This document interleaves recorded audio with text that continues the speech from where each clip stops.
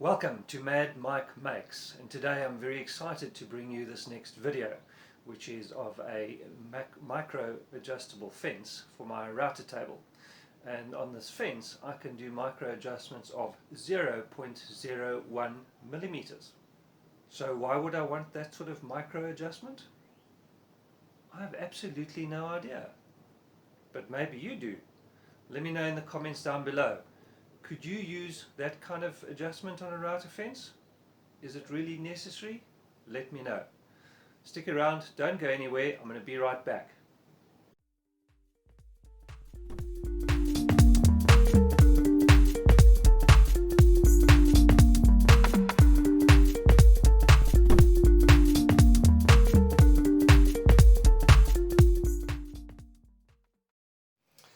Okay, to save some time, I've done some work off camera.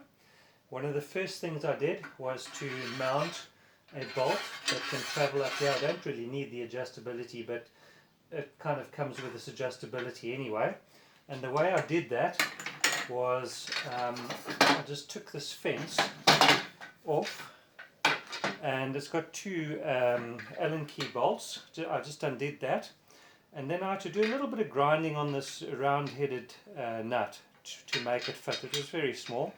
I made that fit, and then I put this back. This is spring-loaded, and I had to just push it back fairly hard to get the bolts back into the right place, and it didn't affect the squareness of the fence at all.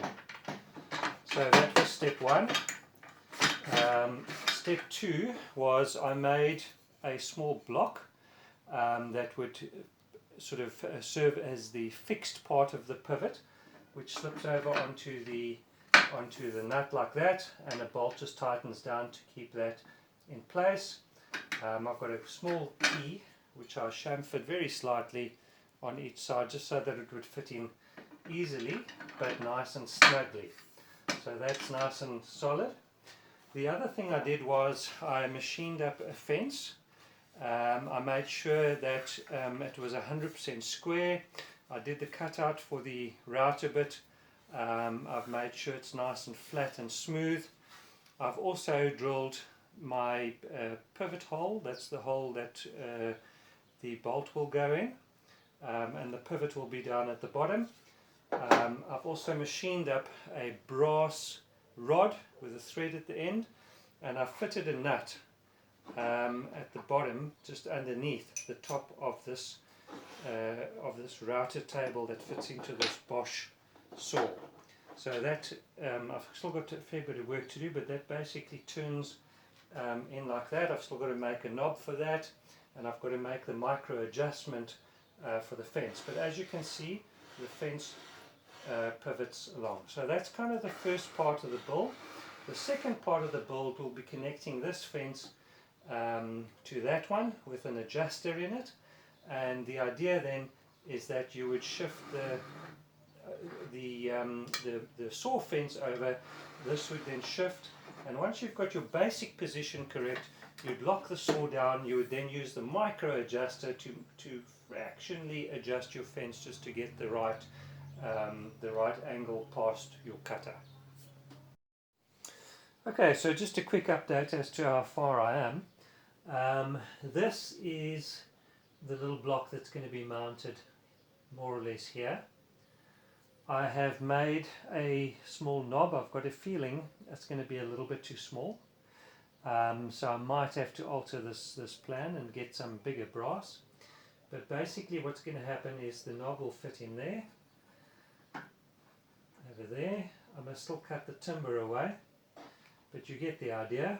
And then this rod will go through the center. I'll machine it down a little bit, and I'll obviously have to remove some of the material here so that you can have access to the knob to turn it.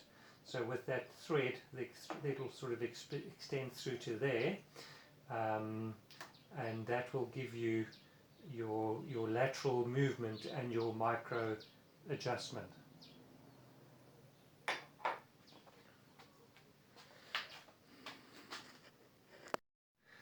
Okay, so there we go. I've put the bearing in, and the next step is I'm just dropping a bit of scrap, sort of off-cut brass in there, just to serve as an example, or just to show you what it's going to look like. This then pops on the top of that. So as you can see, I'm losing control of my camera here a little bit. So that can now swivel. I am thinking of possibly gluing that bearing in. I'm not very happy. It's not a very tight fit. But now on this side, I can now have a look and put that bearing in. I'll know more or less where it must go, and at what height that bar must be drilled into the connecting piece that'll be going into that bearing. Hope it all makes sense so far. Okay, so here we are at the drill press. I'm just going to be drilling into this end grain. It's really just a test cut, but this is the way I'm going to be drilling it. So you know, this part of the video serves as the drilling anyway. I've just got to be very sure this is a 30mm bearing, and what I want to be sure about is that I've got a really snug fit. We don't want any sort of play. The more play there is, the less effective the micro adjuster is. In fact, it's got to have virtually zero play.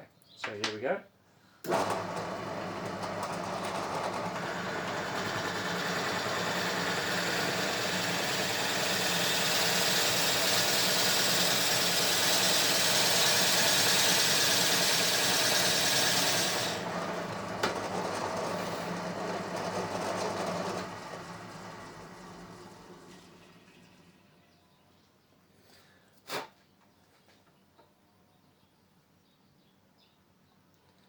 Okay, that's a fairly tight fit, but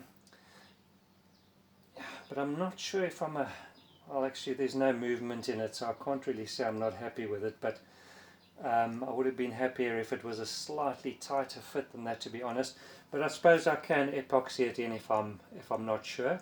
The inner diameter is a little bit easier to machine because this little post will be, or rod rather, will be made of brass, so it's a lot easier to machine brass more accurately than it is wood. But there certainly isn't any movement in there at all, so I think I'm happy with that. Right, here we are at the table saw and the router table. I'm going to try and whiz through this very quickly because I feel I've taken up already enough time with the introduction. So very simply how this table works: it works on a pivot point, it works on two swivel points, and I would encourage you to go and have a look at some of Izzy Swan's videos. He really likes doing the pivot fences, and I must say that they are actually great to work with once you get used to it. It doesn't feel right at first because it feels like the fence is at an angle, but once you get used to it, it's fantastic. So the way that this works is that you can loosen up that nut over there. I will make a proper handle for that and for the pivot point. This allows you to swing the fence over pretty much as far as your fence can go. You can also move your pivot point over should you wish to do so. You can have a second pivot point. You could in fact have 5 pivot points if you really wanted to do that, to give you major adjustability. Sorry, that's my compressor, just give me a second. Okay, so as I mentioned earlier, this gives you your macro adjustability. There is a little bit of movement in that block which gets taken away as soon as you tighten that bolt down. So let's say, for example, you want to mill a dado. You would have your markings. You would then line that up just with your eye. Your cutter, you would line it up to the center of your dado.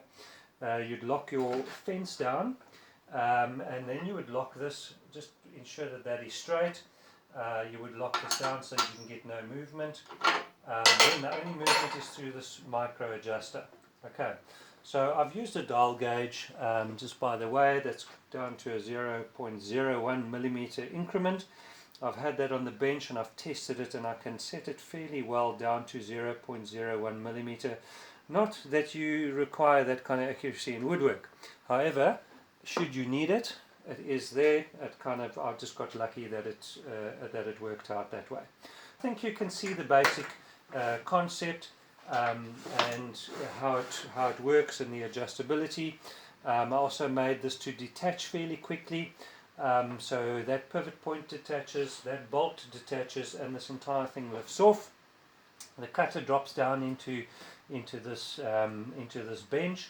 I can then use the entire length of or width, sorry, rather, of my bench saw. So I hope you found that useful. Thank you for watching, and I hope you have found this useful. Right, so there's one mistake I really made in this build, and in the video, if you want to go back and have a look, and if you see where I put the pivot point, in retrospect I should have actually put that pivot point at the top and put the lever at the bottom. So I kind of built the thing upside down, and the reason I'm saying that is because when you're actually using the machine and you're standing on that other side of the bench and feeding material through, it would probably be better if the fence were angled the other way. Now I haven't tried it, so I can't say for sure, but that is something you may just want to think about when you actually do this build, if you're going to do a build similar to this. And the other thing I wanted to point out as well was the dust extraction on this, on the box that I've built, is absolutely brilliant. It works really well.